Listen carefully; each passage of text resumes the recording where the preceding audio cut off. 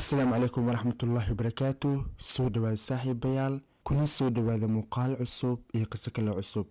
saaxiibayaal, qisadeena caawa waxay ka dhacday dalka Suudaan, gaar ahaan magaalada Khartoum. waxaa jiray famil ka kooban 3 qof: aabe, hooyo iyo wiilkooda. aabahan da'diisu waxay ahayd 60 sano, hooyada waxay ahayd da'dan 50-meeyada, wiilkoodana wuxuu ahaa wiil iska dhalinyaro ah oo da'dan 20-meeyada ku jira.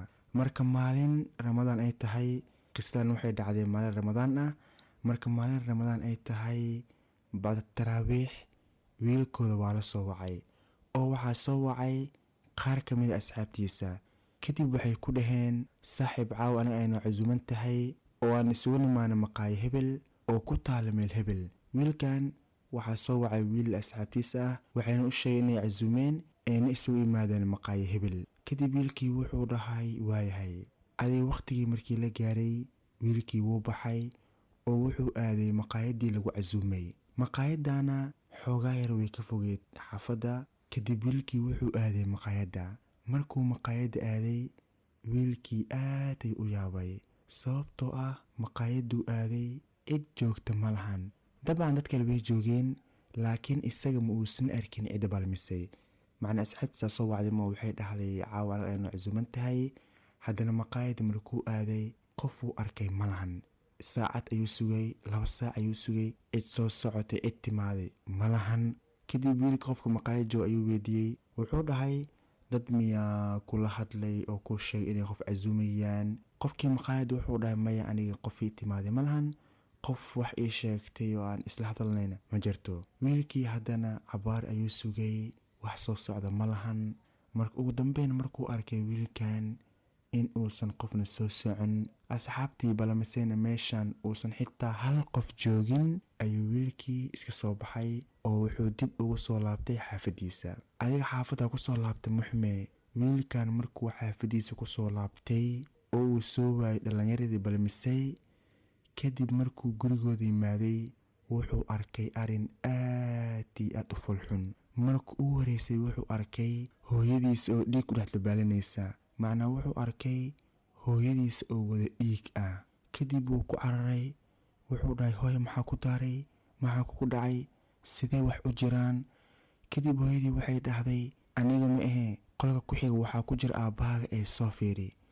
wiilkii wuu cararay, wuxuu aaday qolkii kale. kadib markuu qolkii aaday wuxuu arkay aabihiis oo madax laga gooyay. wiilkii aad ay u yaabay, wuu naxay, wax badan ayuu qeeliyey. kadib markuu arkay aabihiis inuu dhintay, wuxuu dib ugu soo laabtay hooyadiisa oo markaas ahayd dhaawac. wuxuu si degdeg ugu qaaday isbitaalka, laakiin isla markay isbitaalka gaareen, hooyadiis nafta ayaa ka baxday, macnaha way geeriyootay. kadib meeshii waxaa yimaadeen booliska, waxaa yimaadeen dambaarayaashii. arrinkii waa la baaray.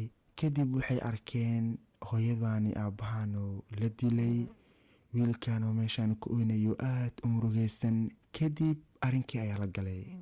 isla markii booliska wiilka waxay weydiiyeen, waxay dhaheen ma jiraa wax cadow aad leedahay, sidoo kale ma jiraan la dhahay wax cadow ay waalidiintaada leeyihiin. kadib wiilkii wuxuu dhahay maya, wax cadow aan leenahay ma lahan, anigu waxaan iska nahay qoys iska yar 3 qof ah, waxaana nahay qoys wanaagsan, wax cadow aan leenahayna ma jirto. marka kiiskan keligiisa ma dhicin. macnaa kiiskan dilka oo hooyadii aabbaha la dilay keligiisa ma dhicin. sidoo kale reerkan waxay lahaayeen gaari, gaarigana waa la xaday. macnaa waalidiintan waa la dilay, gaarigana waa la xaday. marka booliska gaarigan la xaday ayay wax walba ku ogaan doonaan. kadib wiilkii waxay dhaheen gaarigan la xaday muxuu yahay. wiilkii wuxuu dhahay haa, gaarigan anaga ayaa leh, aabaheyga ayaa ilma adeeradeeda haddii aan ugu keeneen. wuxuu dhahay aniga xooga xaaladeena dhaqaale way iska liidatay, marka aabaheyga ayaa haddii aan lagu keenay si aan meel walba ugu aadno oo aan nolosheen ugu dibirno. marka ninka dambaaraha wuxuu dhahay adiga markuu falkan dhacay halkee jirtay.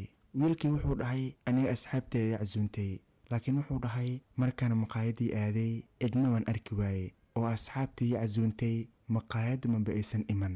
kadib wuxuu dhahay dib aan isaga soo laabtay. markaan dib u soo laabtayna arrinkan ayaan arkay.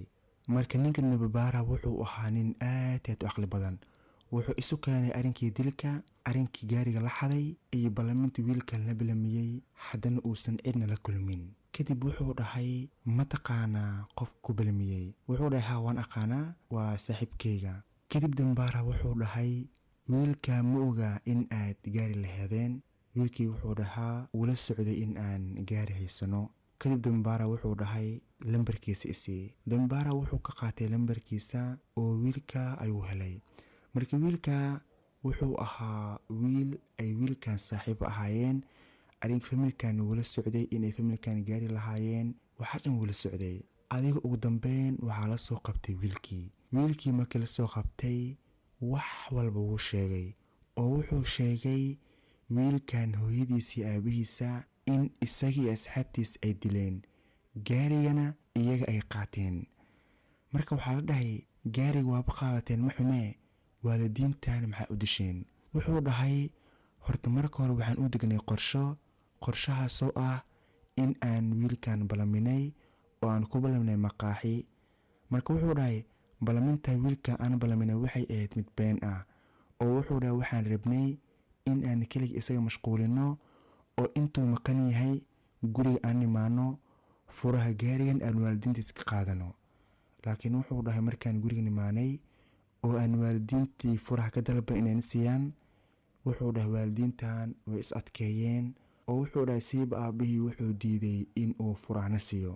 kadib wuxuu dhahay mid anaga naga mid ah ayaa wuxuu watay seef, aabihii ayuu madax ka jaray, macnaha aabihii ayuu sidaa ku dilay. kadib wuxuu dhahay hooyada waxay u soo gashay in ay ninkeeda badbaadiso. waxay dhaheen hooyadiina dhowr jeer ayaan mindi gelinay oo iyadana sidaa ayaan u dhaawacnay. kadib waxay dhaheen waxaan qaadanay furaha gaariga oo sidaa ayaan gaariga ku dhacnay. kadib ninkii dambaara wuxuu dhahay waayahay gaariga maxaa ku samayseen? waxay dhaheen gaariga xoogaa wax ayaan ka bedelnay oo suuq madow ayaan ku iibinay. macnaa dadkan waxay lahaayeen suuq madow ay gawaarida iyo waxay soo xadaan ay ku iibiyaan, marka gaarigana meesha ayuu ka iibiyeen. adiga ugu dambeyn wiilkii wax walba wuu qirtay, sidoo kale wuxuu sheegay inuu isaga keligiis uusan ahayn oo ay 4 qof ahaayeen. adiga isagii 4tii ayaa la soo qabtay oo waxaa la soo taagay maxkamad. kadib markuu kiiskooda wax badan socday, ilan waa ogtihiin kiisaskan dilka iyo waxyaabaha xoogaha muddo ayuu socnaa. adiga kiiskooda markuu muddo socday oo dhowr jeer maxkamad la soo saaray, ugu dambeyn wiilashan sanadii 2017 waxaa lagu xukumay dil toogasho. sababta keentay in wiilashan dil toogasho loo xukumayna waxay tahay waxay dileen saaxiibkooda waalidiintii.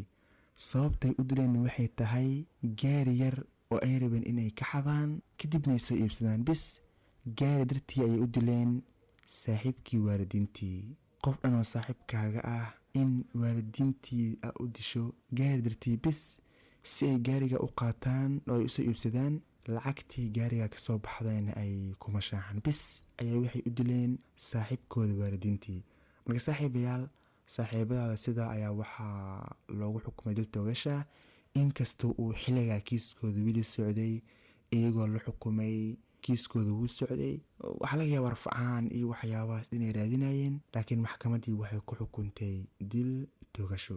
marka saaxiibayaal, sheekadeen caaw aad ay u yareed, inkastoo waqtigii wixii cariir nagu ah, haddana waxaan isku dayayaa in aan wax cun idin soo geliyo, sababtoo waxaa la dhahaa wax haddii aan kulligooda la qaban karin kulligooda lagama tago. marka saaxiibayaal, qisada ha idin dheeraato, ha idin gaabnaato, waa waxa waaye iska dhegeysta. insha allah saaxiibayaal, waxaa imaan doonto waqtiyaan idin soo gudbin doono qisooyin aad u dheer. beryahan damben waxaan qisooyinkan gagaaban idinku soo geliyaa waqtigoo igu yar iyo xoogaha ciriiri jiri awgeed ayaan qisooyinkan iska gaaban oo 10 daqiiqo 15 daqiiqo 13 daqiiqo meelahaas idinku soo geliyaa.